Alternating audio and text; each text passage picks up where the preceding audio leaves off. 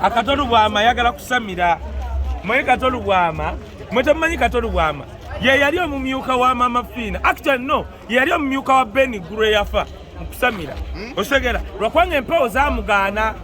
otegereje mugamba kakati katolu bwama bwe yalabye ochayi wenjaye yalowooza buli akakole ne mandwa alina kubanga akubiddwa katolu bwama anonya mandwa tachimanyi zafa na Benny Guru ali omumanyi o ya mama Fina gwe yaddira mu bigere kati katolu bwama yoyo ye Benny Guru yali asembeza ku katolu bwama toyina wadde empewo kati amanyi wanayimba nti enjayi wenjayi empewo zinakoma katolu bwama neegi tegenda kudda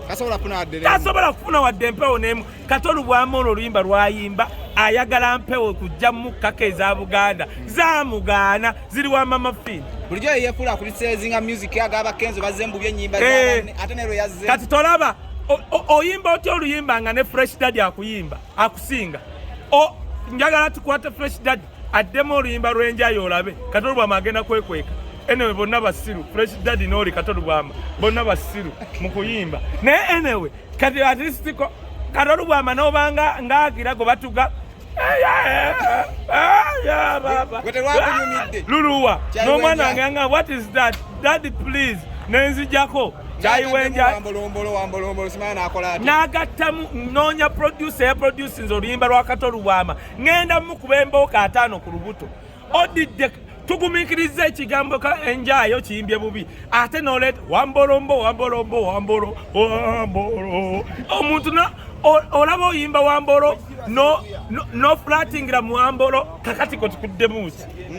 ya flatinze ng'ayimba ekigambo wambolo katolu bwama ebyokuyimba biveeko genda otandika ekyo kimu kyokka genda Muhammad Nsereko akuwa okulongosa engatto asimule engatto za Muhammad Nsereko katolu bwama omulimu gwasobola gwa kusimula engatto za Muhammad Nsereko teri neki ati kyenkunyonnyola yagenda n'avuma Bobi Wine awo ng'ali ettake ng'amanyi wanaavayo Sala n'amuyita n'amuwayo miliyoni 3 naye kati ne muzeeyi wange Sala akimanya Abaganda obawa ssente nnyingi balaluka yamuyita n'amuwayo emitwalo 6 n'ajjako 3 gye yataddemu amafuta n'emmotoka 10 gye yagikanikisizza ng'asigazza 2 ge yakozeemu oluyimba kale vidiyo bagikwasizza simu ye katolu bwama osege gw'ofulatingira otya mu kigambo wambolo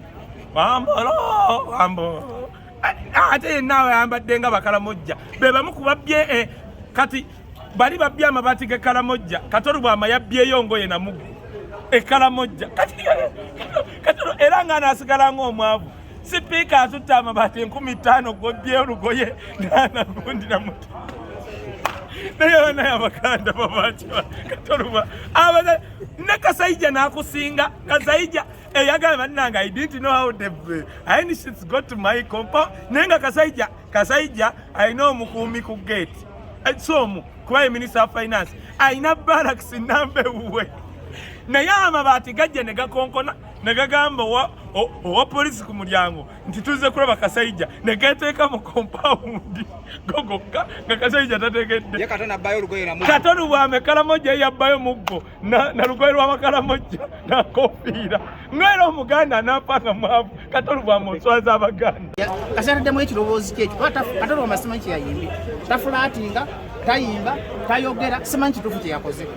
gwenyamba omunoonyi okumubuuza nange byansoye yagambye akubye hiti yonna ajja balumba bayaye engeri gye yavaako depression yafuna depression y'amaanyi okuva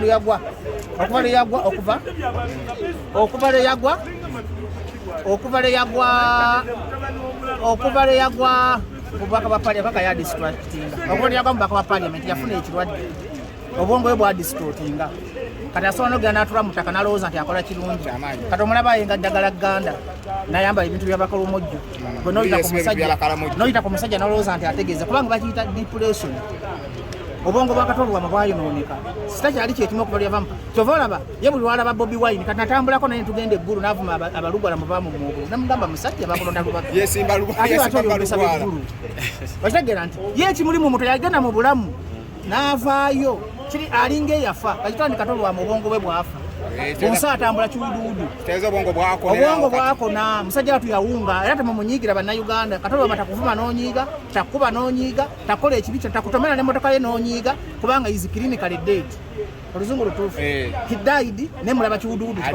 atambula kubanga kati kurespect omusajja oyo gyabadde ayina ali mu kwefula public nuisance ono yavuma Kenzo mbyaze mbubi boni na akati ate Katolu Kenzo wabayimba Katolu bw'amayina ku backinga Kenzo ate kakati fresh kid fresh and red daddy bw'abayimba Katolu bw'amayina omukubira engalo muntu ky'omulala wate muntu nozambi kamera ginyiko yoko muntu ky'omulala fresh daddy asinga ne Katolu bw'amayimba fresh daddy wabayimba Katolu bw'amagira mfukamire Katolu bw'amasigale mu talk shows asigale mu kuwemula asigale mu kuvuma yeso nywe music is killing the face of the music industry atenga yabadde omu respected elders wa pioneer betuwe teze bintu bina byakoze emyaka 5 ali mbitta kakati Katolu yase respect ye ati mako basobola okulanga bakwa respect noyogera ekibi nosekerera omulwadde alisina yako kyawa kale kigambo wambolo nera akuba ate basirusiru banne abali mu depression abatamanyi music manyi kati Uganda abasiru bangi okusinga abagezi otegeera kati bayizo kuloza nti yayimbye naye nze sobola kuteekako nalimba nendowuliriza nawuddemu ekigambo kimu wambolo nembijjako nebyenjogera simanyi kibitegeeza kubanga sisobola kuwuliza kolasi ya Katolu bw'amayina ozimanyi abaana balunze kyayi mu kyalo byalimu omusajja naye bwe tulaba nti ani insult omusajja yali onaliba okudda mu ebyo bwe tumutawulira naku mu mutima bannayuganda nomuve mu kuseka disiri bino byogeza laavu omusajja yeetaga buyambi oba yeetaga psychiatric ajjanjaba ki sawa obwongo kati bambi ebyaddala nga siga yakujerega siga ati Katolu bw'amayina yeetaga okutwala tumutwaleko mu rehab afudde assa obuganda kati baganda b'ebiganda buli ekivayo kigwa ddala gwe totukoona mukoneko oyo manyi njagala obulamu buli avaayo agudde ddala buli afaayo buli muganda afaayo manyi Katolu bw'amayina nti balinga bamuwa respect oyo omusajja yali w'amaanyi nnyo ku CBS bino mbyogeza ndi serious oyo omusajja nga n'okumutuukirira obutuukirizi olowooza olabye obuntu naye kati okimanyi Katolu bw'amayina n'abalalu balowooza muyita mulalu